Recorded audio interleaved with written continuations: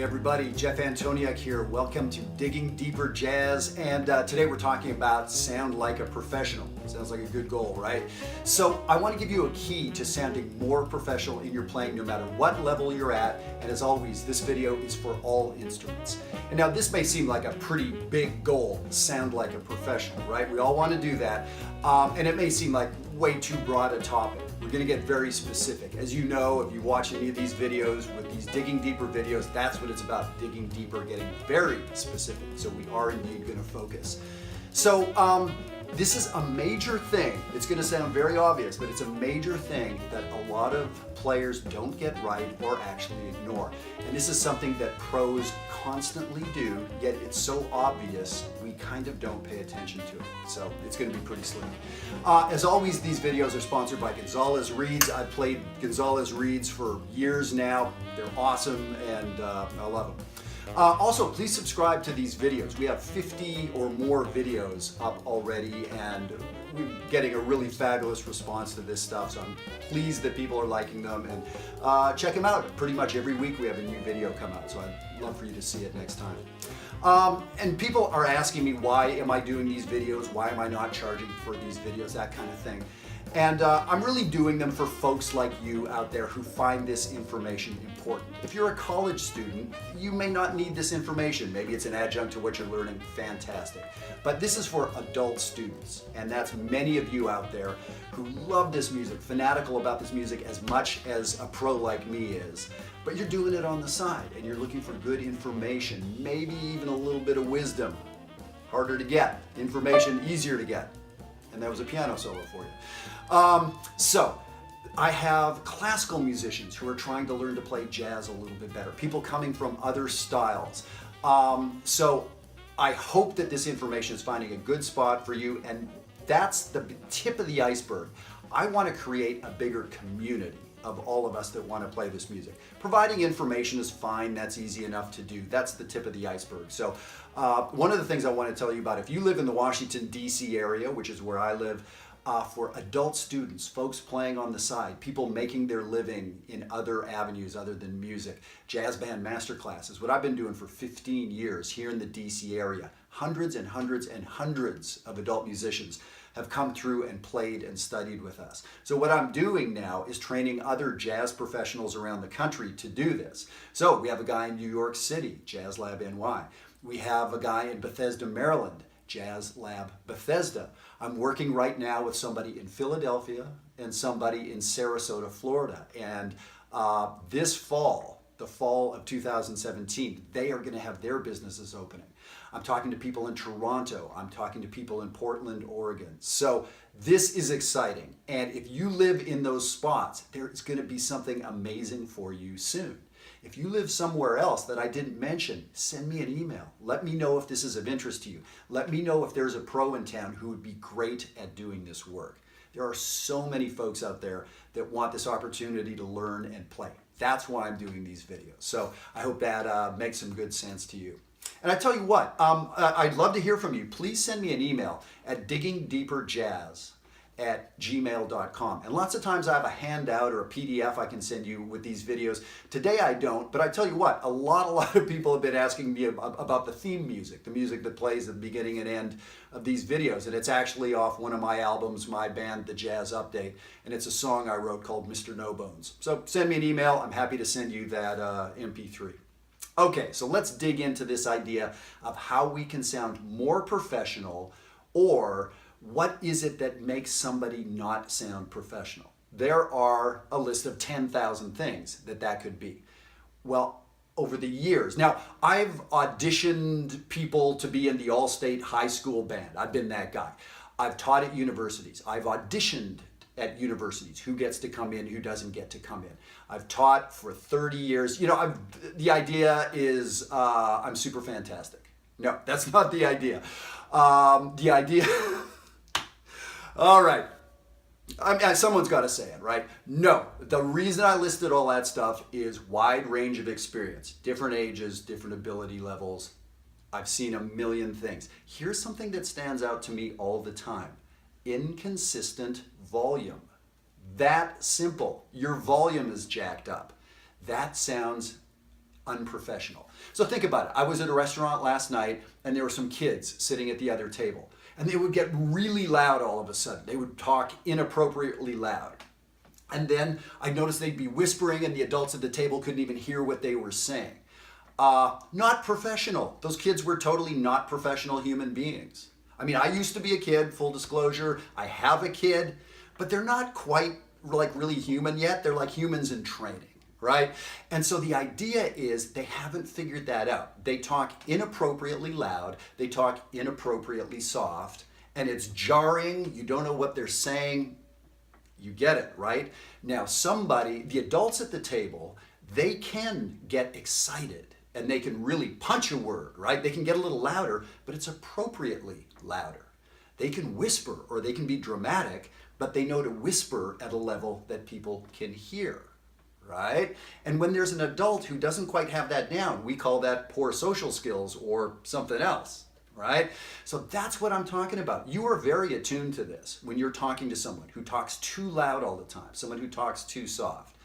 That's what I'm talking about, right? And so after you've wandered the earth for 30, 40, 60, 70 years, you get a sense of the appropriate volume to speak at.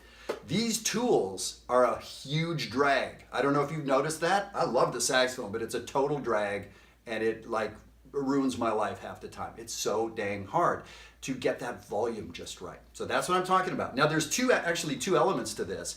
I'm talking most specifically today about your volume on your instrument from low to high, playing all these, on the piano. For many of us, when we start playing, the thumb gets played louder because that's the stronger digit. The little finger gets played softer because that's the weaker digit. Guess what? Nobody cares about your strengths and weaknesses in your hand. They want to hear an even scale. Or this song needs to have this accent here. It doesn't matter what finger you're playing it with. You have to figure that out. It's hard to do. So I hope this is turning on a light bulb. This is the gist of the video right here. Playing with a consistent volume inside your instrument. Now here's another thing. Doing that in a band setting, having the volume balance between the instruments be a big deal. Most of the coaching I do these days in Jazz Band Masterclass is in a group setting. So I'm very, very sensitive to that. Is the bass too loud? Is the bass too soft? That sounds unprofessional. Whichever it is, it doesn't sound right. Now, I've been to, I paid money for big shows, been to, rock shows, jazz shows, whatever. Sure, the sound can be bad. The sound guy messed it up. The acoustics are bad. I'm talking about in an acoustic setting, can we hear everything just right? Guess what? Your favorite albums? Yep, they nailed it. Guess what? When you go to hear an acoustic quartet, they are nailing that. That makes it sound professional, independent of the notes that the people are playing, right? You've also been to shows that you spend a lot of money on, name brand players playing fantastic stuff, but you couldn't get into the music because whether it was the sound guy or the band, for some reason, it was out of balance. It's huge, right? So when I'm auditioning the All-State saxophone recordings that come into me, I don't even have to think about it. It just strikes me like, wow, it's not consistent. That's not what a pro sounds like. So in the back of my mind, that person's just not going to make the cut unless they play some astounding solo that makes me get over the fact they don't really know how to play their instrument, right? So that's what I'm talking about. And now I'll go as far as to say for drummers who are listening, for those of you that aren't drummers, listen to this. It's important. We all need to know this stuff. On the drums, if you're playing a rock gig, which elements of the drum set are in front, volume-wise? The drummer has 9 or 10 instruments, cymbals, hi-hat, snare drum, all that stuff. Which are the sounds that we listen for in rock and roll? Which of those instruments? Here's the answer: bass drum and snare drum. That is the sound of rock and roll, right? It's not about the cymbals or the hi-hat or the tom-toms typically, okay? How about in a jazz band? What are the instruments that we're listening for? It's not at all bass drum and snare drum. It's the hi-hat and the ride cymbal, right? So that is where a rock drummer playing a jazz gig gets it all wrong. All you hear is bass drum and snare drum. It doesn't sound right. It sounds unprofessional. And this could be a world-class rock drummer. It goes the other way. I've played some gigs, rock gigs, with like the best jazz drummer in town, and it's a drag. because it doesn't have the bass and the snare that needs to be there, right? It's very, very hard to pull off. And I guarantee those musicians probably knew what needed to happen, but it's so hard to pull it off. So what do we do with this information? The main thing today is if you just understand, and here's the thing, listen for it. I want you to go out the next live music you hear. Listen for that. Listen to the individual as they are singing, as they are playing, and see if there's that balance inside what they are doing. Are some notes uncomfortably loud, inappropriately loud, bizarrely soft? I couldn't hear what they just played there. That takes you out of the music. That's not professional. Professional draws you in. That is pushing you away. That's your response is like, ugh, huh, that's weird. I wish those kids would leave that table. They're not drawing you in, right? So that's the main thing I want you to get. Now, how would we practice this? Well, first thing, I'd say the first 60% of it is just be aware of it. And do that by testing your ears every time you go out and listen. Or just listen to a well-recorded album. You can hear everything. There may be 30 tracks. There may be 130 tracks. And you can hear everything in its place. That's professional. It's a big deal. Okay, so now how do we achieve this on our instruments? Well, the trick is every instrument's a little bit different. That drummer needs to develop incredible control in all four limbs. So depending the gig they're on, they can bring this out, they can bring that out, right? That's control. It's also not being on autopilot, right? For the piano player, we work on our technique so that the thumb isn't louder just because it happens to be stronger. We learn to modulate our thumb, we learn to develop the little finger, all that. On the saxophone, so now here's a bad idea right here. I'm gonna go on the internet and try to sound bad. That's not great. Not good thinking, but I'm going to do it anyway. So, okay, on the saxophone, the low notes are hard to get out. So you hear, the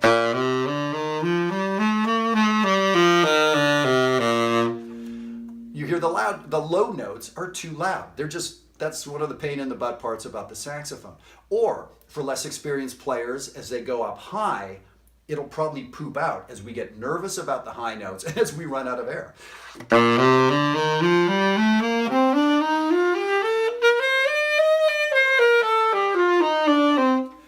That did not sound professional. It affected my tone. It affected my, what's the right word? My confidence, right? It communicates all those emotional things. That even volume is one of the things that lets us hear confidence. When you hear your favorite players or singers, that's what's going on. Okay, now here's one of the funky contradictory things. If you've watched one of my previous videos on articulation, jazz articulation, you've learned that part of where we get swing from and feel is by accenting different notes. I'm overdoing it.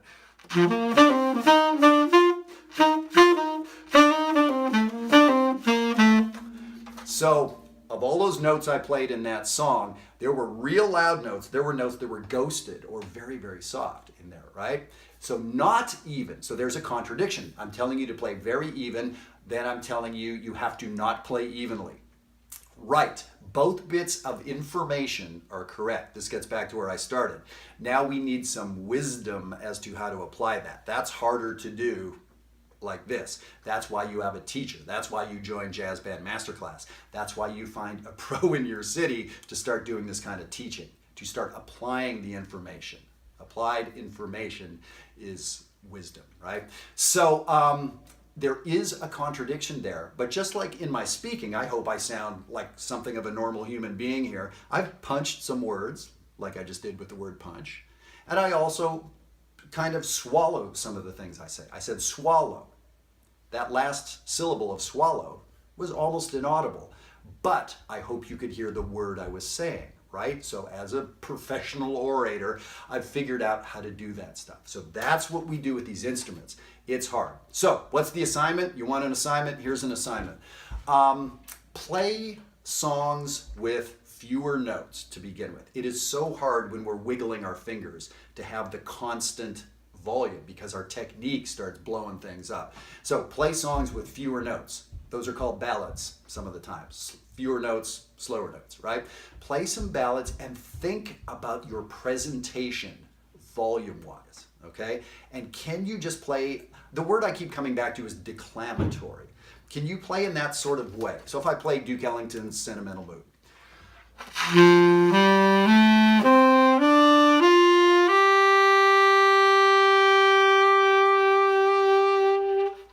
I decrescendoed that last note a little bit, but those notes were pretty even, and I really was thinking about that. I was not on autopilot.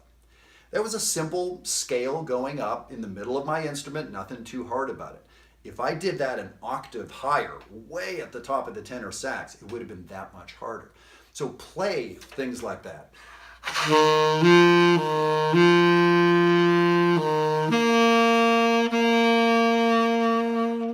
So I played the first couple notes of Body and Soul. Actually, for me, the top note I went up to, boo-da, boo-da, boo-ba-ba. Now I'm singing on the internet. The top note, my reed's a little soft, and that note jumped out more than I wanted. That wasn't my artistic decision. That was this damn tool screwing with me, right? The saxophone. So I always have to really be thinking about this. Now, after I've been playing for 40 years like I have, it's a little bit subconscious. I'm attuned to it, but more than you may imagine, this is something I think about.